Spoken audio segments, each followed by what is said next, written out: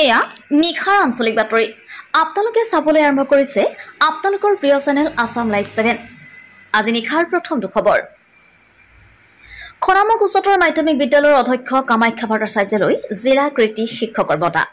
5 ছেপ্টেম্বৰ শিক্ষক দিৱস ভাৰতৰ দ্বিতীয় ৰাষ্ট্ৰপতি তথা দাৰ্শনিক ডক্টৰ সৰ্বপল্লী ৰাধাকৃষ্ণনৰ জন্মদিন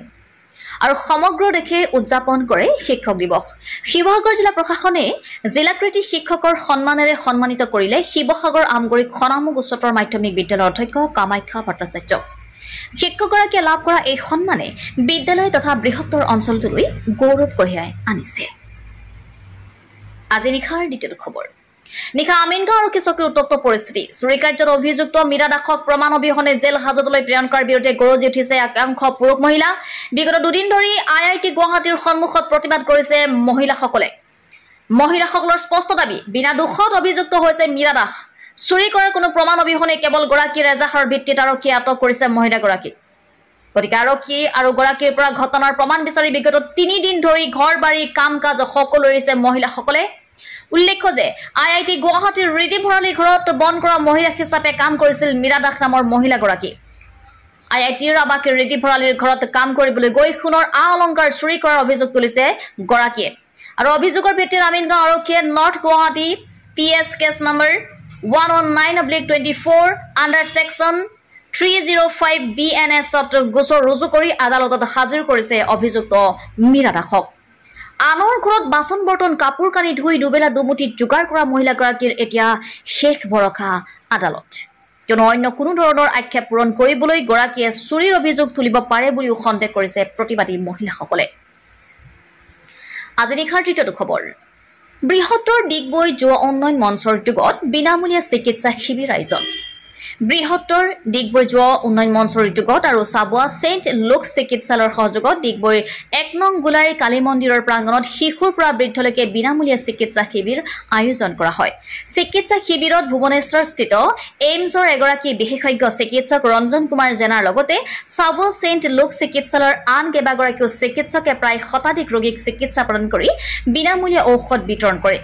উক্ত শিবিৰত বৃহত্তৰ ডিগবৈ যুৱ উন্নয়ন মঞ্চৰ সম্পাদক বিৰাজ ৰাজকোঁৱৰৰ লগতে বহুকেইজন বিষয়া উপস্থিত থাকে উদ্যোক্তা সমিতিয়ে আগন্তুক দিনবোৰত চিকিৎসা শিবিৰ সজাগতা সভা আদি আয়োজন কৰি ৰাজ্যক সহায় কৰি যাব বুলি সাংবাদিকক জানিবলৈ দিয়ে আজি নিখাৰ চতুৰ্থ খবৰ স্মাৰ্ট মিটাৰ বিৰুদ্ধে ওলাই আহিল ৰাইজ সদৌ অসম ছাত্ৰ সন্থাৰ নেতৃত্বত প্ৰতিবাদী কাৰ্যসূচী শিৱসাগৰ জিলাৰ গৌৰীসাগৰত সদৌ অসম ছাত্ৰ সন্থাৰ তীব্ৰ প্ৰতিবাদ স্মাৰ্ট মিটাৰ বিৰুদ্ধে গৌৰীসাগৰ বিদ্যুৎ উপসংমণ্ডলৰ কাৰ্যালয়ৰ সন্মুখত গৌৰীসাগৰ আঞ্চলিক ছাত্ৰ সন্থাৰ উদ্যোগত তথা গৌৰীসাগৰবাসী ৰাইজৰ সহযোগত প্ৰতিবাদী কাৰ্যসূচী ৰূপায়ণ বিজেপি চৰকাৰ হুঁচিয়াৰ শক্তি মন্ত্ৰী গৌবেক শ্লোগানেৰে উত্তাল গৌৰীসাগৰ বিদ্যুৎ উপসংমণ্ডল কাৰ্যালয় চৌহদ ৰাইজৰ ক্ৰমাগত প্ৰতিবাদৰ পাছতে চৰকাৰে ৰাইজৰ সমস্যা গুৰুত্ব নিদিয়াৰ অভিযোগ প্ৰতিবাদী ৰাইজৰ গৌৰীসাগৰ থানামুখৰ পৰা গৌৰীসাগৰ বিদ্যুৎ উপসংমণ্ডলৰ কাৰ্যালয়লৈকে প্ৰতিবাদী সমদল প্ৰতিবাদত অংশগ্ৰহণ গৌৰীসাগৰ ব্যৱসায়ী সন্থা শীঘ্ৰেই স্মাৰ্ট মিটাৰ সমস্যা সমাধান নকৰিলে তলাবন্ধৰ দৰে কাৰ্যসূচী গ্ৰহণৰ হুংকাৰ সদৌ অসম ছাত্ৰ সন্থাৰ গৌৰীসাগৰ বিদ্যুৎ উপসংমণ্ডল বিষয়াক স্মাৰকপত্ৰ প্ৰদান আজি নিশাৰ পঞ্চম খবৰ অন্তিম খবৰ কলিয়াবৰত এখন গাঁৱত দুটাকৈ বাঘৰ মৰ্ণিং ৱাক কলিয়াবৰৰ কামাখ্যা গাঁৱত আজি পুৱা দুটাকৈ বাঘৰ মুক্ত বিচৰণে আতংকিত কৰি তুলিছে গঞা ৰাইজক গাঁওখনৰ গৃহস্থৰ গোহালিয়ে দুটাকৈ বাঘে বিচৰণ কৰাৰ দৃশ্য গাঁওবাসীয়ে উপভোগ কৰাৰ লগতে বন বিভাগৰ বিৰুদ্ধেও ক্ষোভ উজাৰিছে গাঁওবাসীয়ে বিগত প্ৰায় এবছৰ ধৰি সোণাৰী কামাখ্যা অঞ্চলত বিচৰণ কৰি থকা এই বাঘ দুটা পিঞ্জৰাবদ্ধ কৰিবলৈ যোৱা 1 ছেপ্টেম্বৰ তাৰিখে বন বিভাগে পিঞ্জৰা স্থাপন কৰিছিল যদিও দুদিনৰ পাছতে পিঞ্জৰাটো বন বিভাগে আঁতৰাই নিয়ে বন বিভাগে বাঘ দুটা পিঞ্জৰাবদ্ধ হোৱালৈ অপেক্ষা নকৰি পতা পিঞ্জৰা আঁতৰাই নিয়াত ক্ষোভিত হৈ পৰিছে গঞা ৰাইজ আৰু খাদ্যৰ সন্ধানত বনাঞ্চলৰ পৰা জনাঞ্চলত প্ৰৱেশ কৰা এই বাঘ দুটাক বন বিভাগে শীঘ্ৰে পিঞ্জৰাবদ্ধ নকৰিলে ভয়ংকৰ দুৰ্ঘটনা সংঘটিত হোৱাৰো আশংকা কৰিছে গাঁওবাসীয়ে